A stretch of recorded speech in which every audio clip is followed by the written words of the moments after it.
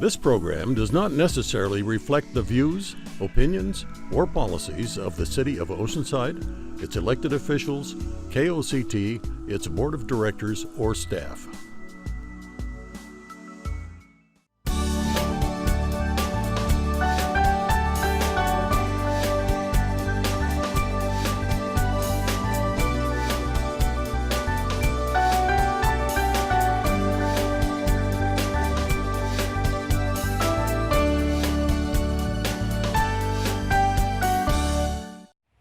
And welcome to this edition of Faith and the Common Good, brought to you by North Coast United Methodist Church. I am your host, Pastor Harris. Today we will address concerns in our community about the issues of gangs, and more particularly about ways of preventing gangs in our community. We are perhaps not as aware of the issue in our area, but it continues to be a concern for us. And as we look to ways of supporting the best possible potential of our community, we want to make sure that all children and all matters are before us.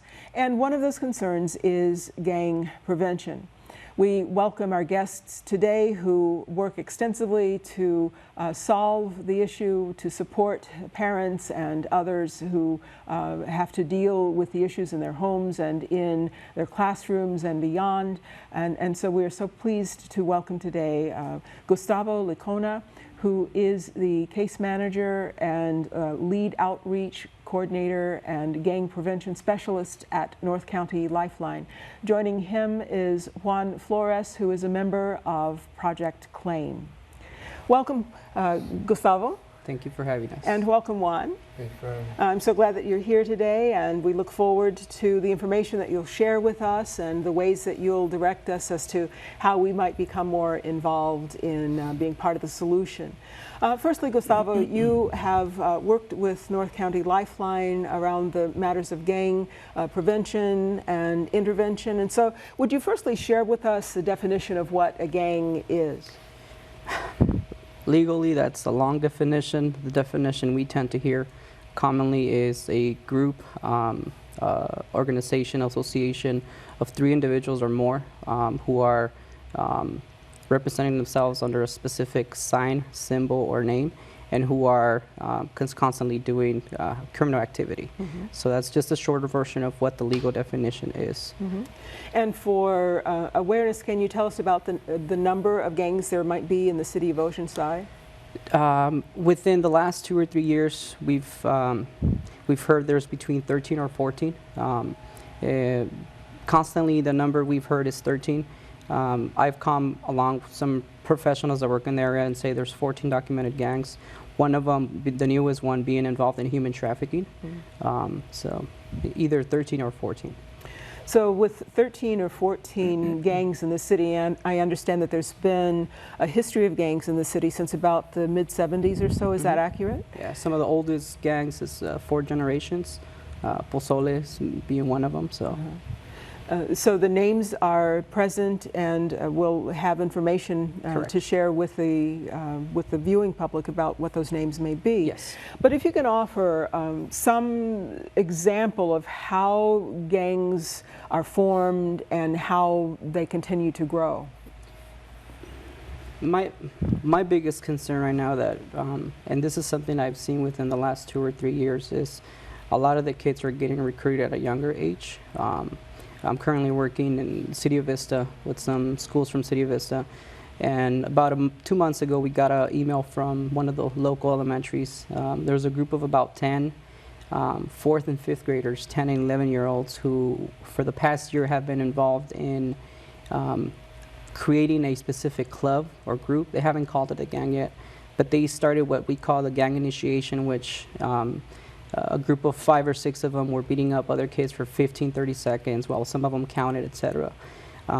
So for me right now, the biggest concern with gangs is and prevention, intervention, is we have to hit them at a younger age now. You know, elementary is critical. I've been working with Lifeline for about 7 years, and there's not one day when I don't have a kid from a middle school coming in with specific drug issues, marijuana use, alcohol, etc., out of control behavior. So Again, my biggest concern is just younger. They're getting younger by the year. You know, and a lot of these kids are getting recruited by the older gang members, the ones who are coming out of prison. You know, they don't want to commit the crime anymore because they're tired of that. So, you know, they're recruiting the younger kids to go and basically do all the dirty work. So one gang member then brings in another gang member, and the work of violence, the work of criminal activity, and now more recently the work of human trafficking kind of continues through the generations. What then should a parent or a teacher or a responsible adult look for, perhaps as a change of behavior or other indicators that a child has been involved? There are a lot of things that parents can be on the lookout for. When it comes to teachers, I've always had a big problem with school staff not being trained in how to recognize some signs of, you know, when a kid is starting to dress like a gang member, behave like a gang member, or any kind of out of control behavior at school. A lot of the times the school teachers, the principals, they're labeling these kids, you know, we'll have a second generation, third generation kid whose family is heavily involved in the gang, and you know, they're basically born into the gang, and once they get into a specific school system where the older siblings had a reputation, the reputation tends to follow them, and they stereotype the kids, and they really don't provide any support. And so when it comes to, again, education at school, teachers need to be more trained, staff need to be more trained. At the school that I was just talking about, the incidents were occurring during break. You know, the kids were going in the bathroom, and you know, the initiations were occurring in the bathroom, and teachers or the staff, the noon duties, weren't paying attention to that. In regards to parents, we at Lifeline do a lot of awareness presentations throughout the community. We have parenting classes. We collaborate with you know, local law enforcement in regards to doing home visits. Collaborate with Project Claim, who's a group of former gang members trying to get back to the community. And I mean, we just did the community forum and did a whole presentation on awareness. And I'm always expecting big number of participants, because it is for the community, it is for the parents who we work with. And within that community forum, we had 114 people attend. For City of Vista, that's nothing. You know, I'm always aiming for more numbers, but it's always a problem getting parents to get involved in you know, in specific issues such as that. And right now, what I'm noticing is with the younger kids, the elementary kids, the middle school kids who are getting involved in gangs, parents are in denial. You know, they don't want to accept the reality that their kid may be involved or glorifying gangs. You know, so things to look at is just dress, you know, the way they're dressing. I know some of that has changed within the years, but social media, Facebook, YouTube, pay attention to what the kids are doing online. It's very critical. You know, who they're hanging around with, where they're hanging around with, what time. Right now, summer's coming up. So that's one of our biggest concerns, because there's no after-school programs, there's no summer school programs. So these kids are spending a lot of time out and about. You know, and most of these kids, their parents work 2 jobs. You know, so they're very unsupervised during the whole summer. So. So the issue rests with the parent. The issue rests with those who supervise children on a regular basis, be they parent or pastor or teacher or whatever the case may be, being attentive to what the child is doing, what the child is talking about, what the child is wearing, any changes in behavior that could be an indicator that something is going on. Lack of involvement, you know, in going to church, doing family events. You know, they'd rather just be out and about in the park, or, you know, it's always easy to, you know, for us who have been involved within that life stuff, and we know how to recognize some of the first signs, you know, which could be just music, what they're listening to, and the way they're, you know, they're dressing. You're obviously very passionate about the work that you do. You have a high level of commitment to this work. What drew you, if, in a very short sentence if you can, what drew you to the work? Wanting to give back.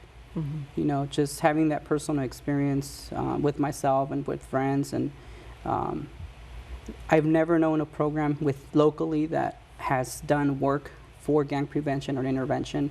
I mean, the closest program we have is Homeboy Industries, and that's Los Angeles, you know, so really graduating from Cal State San Marcos, that's what I wanted to do, but there's nothing there. So once I started with social services nonprofit, I had the opportunity to grow professionally within Lifeline, but within the area of the population that I'm working with. Well, we certainly thank you for your commitment and for your foresight, the ability to see what the necessary next steps may be. And one of those necessary next steps had to do with developing a group of former gang members who then are also giving back to the community. So Juan, I know that you're a member of Project Claim. Could you talk about why you chose to be involved in Project Claim? Well, the reason I joined Project Claim was because I know through my personal experience that there is a necessity of having individuals who have lived a certain lifestyle give back and mentor younger children, individuals, students. Mm-hmm. How did you get involved?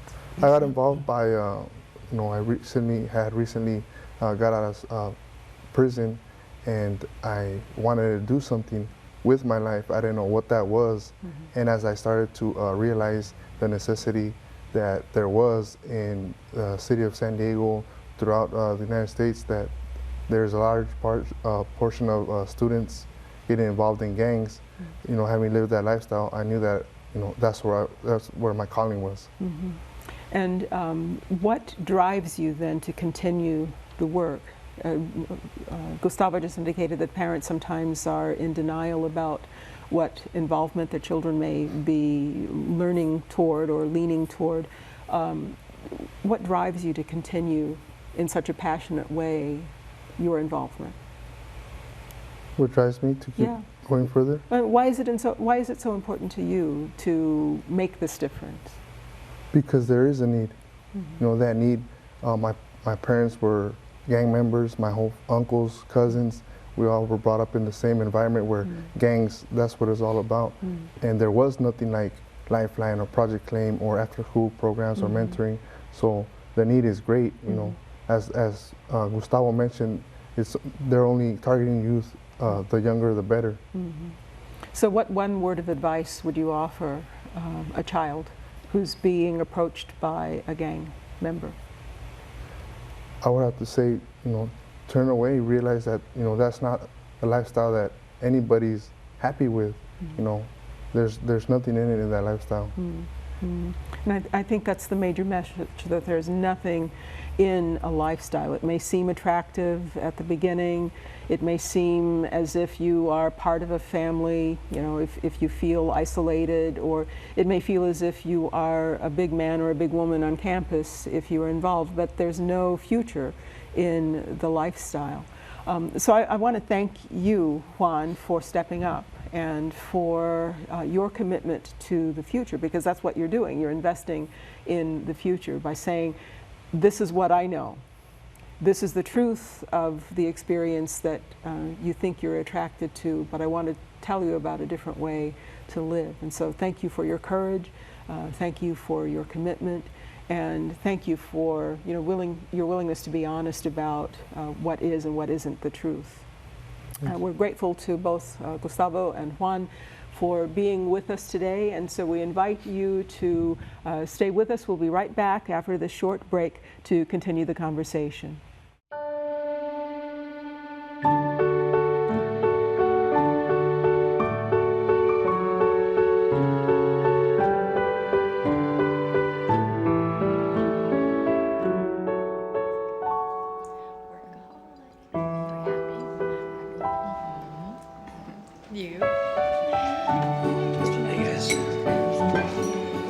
Dinner makes a difference. Learn more at CasaFamilyDay.org.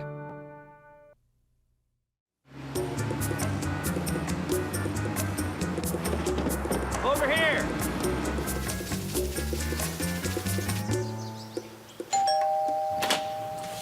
Did you know that the first person to fly faster than the speed of sound was Chuck Yeager back in 1947? No.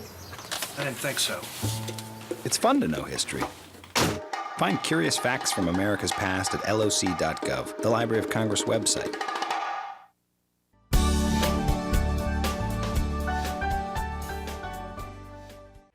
Hello and welcome back to Faith and the Common Good, brought to you by North Coast United Methodist Church. I'm your host, Pastor Harris. Today's conversation is about gangs and gang prevention in our city and in the surrounding area. It is a concern that we should all be attentive to. It is a concern that we should all be working to resolve, to support children in our community as we look to the future of our community. We are grateful for our guests who join us at the table, the husband and wife who have been involved in gangs and now have an opportunity to share with us what it looks like on the other side of that involvement. They will share with us advice, and they will also share with us their story. We welcome to the table Chanel and Anthony Rodriguez, and we are so happy that they are here today. Welcome. Thank you for having us. Thank you so much for being willing to share your story with us and to give us a real insight into what gang life is about and what it is to be on the other side of that gang life. Chanel, let's begin with you. Okay. If you could tell us how you became involved, and then what shifted your understanding of yourself so that you would be able to have the strength to get out of gang life. Well, I lived a really good life when I was young. My family was well.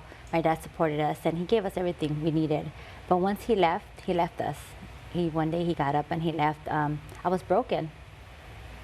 You know, a little girl needs her dad. He left at the age of 15, and that was pushed me towards the gang crowd, towards looking for attention, male attention, and then getting involved with drugs. And once you get involved in that environment, that's all you know. And for so many years, that's all I know. So being involved with gangs equaled drugs, equaled to me a good time back then. And it was really, really hard for me to get over that. And from, like I said, once you're involved in that environment, that's all you know. For many years, that's all you know. So what began to, well, let's consider some of the experiences you had in gang life. You know, you mentioned becoming involved. What is that process of becoming involved? Jumping in and the other kinds of things that our audience perhaps would not be familiar with. Could you talk about that a little bit? Well, and growing up in East LA, it was kind of different than over here. But over there, it's like you grew up with the same children, with the same kids since elementary to middle school to high school. So basically, you're just, I want to say, born into it, because that's, you just all grew up. And some people are born into it, some people are jumped into it, and basically we were born into it. So by being born into it, you mean that there is a member of your family who is a gang member, and then automatically you are embraced, if you will, in the gang life because of their involvement in the gang life? Pretty much, yeah. My brother was a well-known gang member in East LA, who is now he passed away, but due so to his involvement with gangs. But a lot of people respected him, so I earned a lot of respect due to my brother. And when did you begin to realize that this was perhaps not a lifestyle that you wanted to continue? I became to realize because once I moved from LA, I moved over here to Vista in Oceanside, and during the whole time I had children. I had 2 daughters who I give custody of, and once they were not involved in my life, it was really, really hard for me during the years, knowing that I had left my children. And just not being part of them was really heartbroken to me. But I was so wrapped up into the gang life and the addiction that it took me a while to realize that. So do you think it was more the addiction or the gang lifestyle, or is it one and the same to some degree? It's one and the same to me, because it was like an adrenaline to me, kind of. Like, I love the lifestyle, and it was really, really, I don't want to say it's hard to change because anybody could change, but once you do change from the lifestyle, it's hard to adapt to the normal lifestyle. Like me and my husband going out on dates, going out in public, like you're so stuck in either in garages and canyons and parks that you don't know how to be a normal person in society.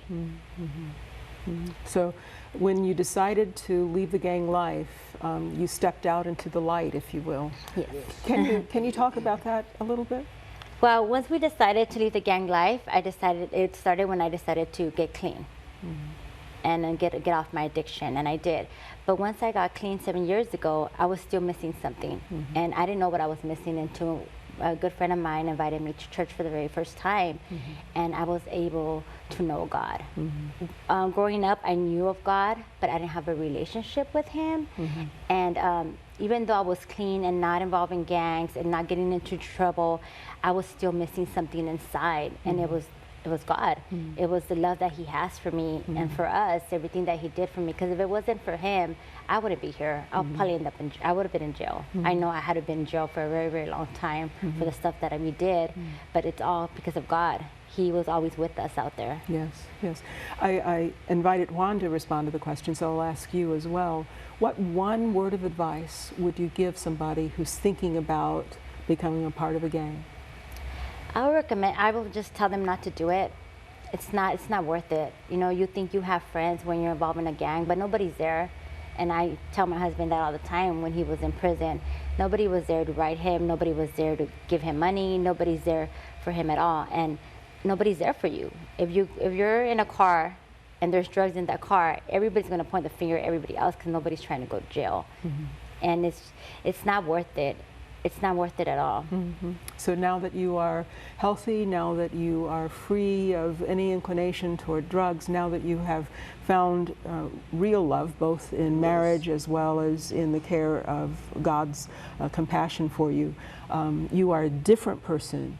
And I want to thank you for your willingness to be a part of Project Claim so that others can find that difference that you're talking about. Thank you so much, Chanel.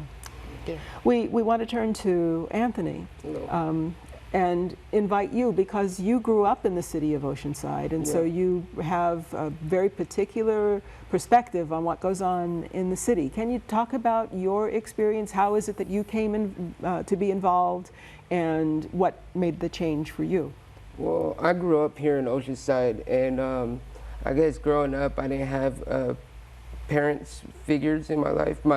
I had my mom. You know what I mean? My mom was there, but she was always working. She was too busy working, and so no parent guidance is there. So what do you turn to? You turn to the lifestyle. You know what I mean? We grew up in a neighborhood, and in that neighborhood there is a gang. So I grew up right there in the east side of Oceanside, which is also known as Pozole. So I grew up right there, and all my friends, family members were all gang members, part of that gang. So that was a generational gang, you know what I mean? It ties back to the 70s, like Gustavo was saying. And so going into, I think I was about 13, probably wind up really getting involved in that gang. And once from there, no one tells you that once you get locked up, you're not going to have nobody there for you, you know what I mean? Nobody is there for you. All you have is your family, you know what I mean? And so it came to a point in time where I was 18 already, going to prison. I mean, I have a little brother who's doing life in prison. He's been down 10 years already. And I mean, during that time, we've lost our mom. My mom passed away already, rest her soul. And so it came to a point in time where I got old enough and realized where I had a family of my own. I was still messing up. I still chose to do drugs. And it's like my wife was saying, if we didn't find God, you mean I would be right there next to my brother in prison. You know what I mean, still doing the stuff I'm doing. I would still be getting high, using drugs, and probably instead of outreaching to the young kids these days, tell them, no, don't do this, don't live this lifestyle that I lived, I would tell them, oh, live that lifestyle. You know what I mean, if I didn't have God in my life, I would be encouraging them to be in a gang and doing all that. But I think once you have a family of your own and you experienced all that, it comes to a point where it's time to change. Sure. You know? And what did you change from? Can you talk about some of the things perhaps that you were told to do or encouraged to do or expected to do? I was out there stealing cars. You know what I mean, my biggest thing was getting high off crystal meth at a young age and going out there and stealing cars. My thing was stealing cars at a young age. I mean, I learned how to drive a car at 13, 14 years old by stealing cars. I learned stick shift driving by stealing a car, you know what I mean? And out there robbing people and breaking into houses just to get money. And you did everything you can to have money, to have new shoes, you know what I mean? And at a young age, I didn't need no parents, you know what I mean? I was on my own, and I was able to get my own money, you know what I mean? So it was a scary lifestyle growing up, you know what I mean? I used to walk around with a gun in my pants, and I thought I was cool, you know what I mean? I thought it was cool to do. And it's not, you know what I mean? It's not, once you realize and get to the age, I don't want my little boys growing up that way. I don't want them going to visit them in juvenile hall, you know what I mean? I want them to have a better life than I had growing up, you know what I mean? Everything I could do to change them, to get them on a different path than what I was on, I'm going to encourage them to do. Absolutely, you know? absolutely. And it brings joy to me, to my eyes, just to my heart, to see my kids. They pray before they eat. You know what I mean? My littlest one's 6 years old, and he'll sit there, hold up, Dad. Let's pray before we eat. You know what I mean? And that just brings joy to me. You know what I mean? Sure, absolutely. So Scripture says, if anyone be in Christ, they are a new creature. And so both of you give evidence to the fact that change has happened because of your faith. Change has happened because through the lens of faith you're able to see a different and better way to be, a different and better way to live, and a way to make a difference in the life not only of your children but also for other children. It's a very brave thing to be able to step away from something that you've known your whole life. Your whole life. It's a very brave thing to be able to, in the face of that life, say, no, I don't have to do this. I can be better than I ever expected to be. And we are grateful for your witness to us. We are grateful for your willingness to step up and say, there's a different way to be, there's a different way to think, there's a different thing that can be done. And because of you, our community will be a better place to live. We remember that the issue of gangs is both urban and suburban. It is both out of poverty as well as in situations of great wealth. I mean, you can form gang membership for the reasons of drugs and the other kinds of things, you know, whether or not you have money. And the gang life is a lie. We just have to put that on the table. The gang life presents itself as truth, presents itself as family, but in fact it is not at all true. Correct me if I'm mistaken, one of the major attractions or one of the major strings that sometimes gangs use would be the claim that they are family. And you find that to be completely the opposite when you are in a situation of need or in a situation of concern. Anthony, is there one word of advice that you would give to our audience? Yes, I think we need to get more involved with our youth out there. And everybody just have something to do with the youth nowadays. Thank you so much for that. We realize that the question is about today and tomorrow. The need is for today and tomorrow. Scripture reminds us that if we seek the welfare of the city therein, we find our welfare, as quoted in Jeremiah.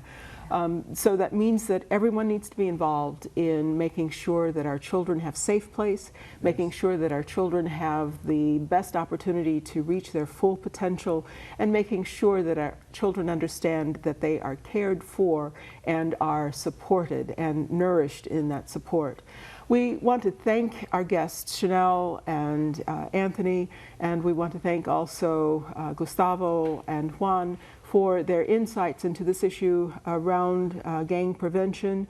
And as we seek to improve the quality of life in our city, we want to remember that all should be included in the embrace of including the opportunities and the ways of being that will assist and support and uplift a better quality of life for all. Thank you for joining us in this edition of Faith and the Common Good, and we look forward to seeing you next time.